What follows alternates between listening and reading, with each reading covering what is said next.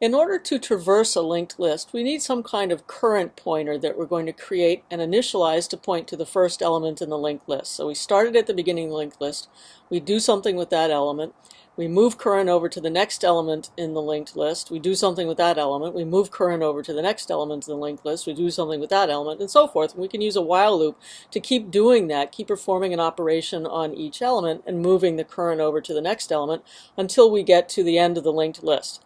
Now, how do you know when you're at the end of the linked list? Basically, there are two ways. You can check to see whether current is pointing to the same element that last is pointing to, or you can check the next member to see whether the value is null or not.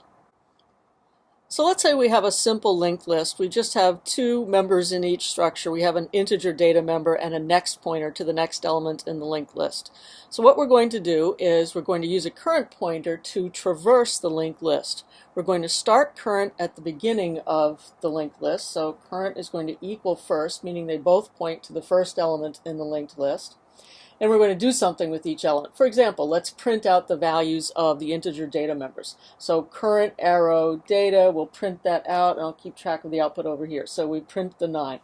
Then I want to move current over to the next element in the linked list. So I want current to point to the same thing that this pointer is pointing to, and this pointer is current arrow next.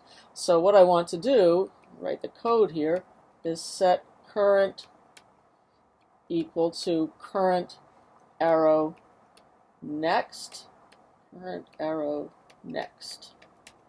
So current arrow next is pointing here, setting current equal to that means current points here. And we do something with the member here. For example, print current arrow data, which is 33. So we printed the 9, now we printed the 33. Then we're going to do this again. Current gets the value of current arrow next. Current arrow next is pointing over here. So setting current equal to that means current points over here. And we do something with the element. For example, print current arrow data, which is 8.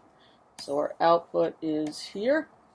And then we set current equal to current arrow next. Well, current arrow next is null, so instead of pointing there, the value of current is going to be null. And that's how we can tell that we have finished printing all of the data members. We printed the 9, the 33, and the 8, and now current has the value null.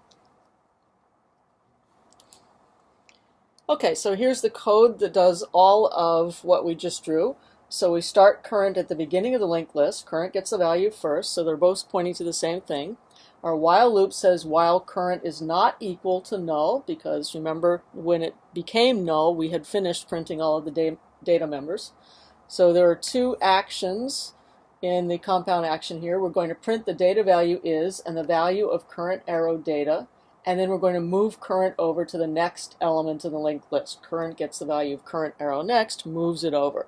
So we keep repeating that. We keep printing the data member and moving current until current gets the value null, and that gets us out of the linked list and gets us out of the while loop.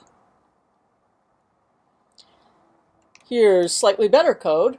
We're going to set current to first, but then we're going to check and see whether we actually have a linked list or not. So if current is already null, then basically there is no linked list and we're just going to print that out. Else, we'll go through our while loop and traverse the linked list by printing each data member current arrow data and moving current over. Current gets the value of current arrow next as long as current is not equal to null. So when current becomes equal to null, we get out of the while loop. We have finished traversing the linked list and we have printed everything out.